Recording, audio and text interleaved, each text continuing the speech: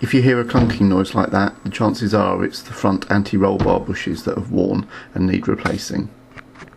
Over time the rubber hardens and the centre of the bush wears so that the anti-roll bar can move around inside it, which it shouldn't do, and that causes the clunking. You can see the centre there, and also it is very hard.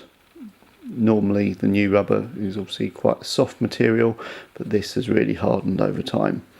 And the problem you have is, assume this is the anti-roll bar, and you can see as the rubber shrinks and wears, you'll get, every time you go over a bump, the anti-roll bar is now able to move within the rubber, and you get a big clonk, and that's where the noise is coming from.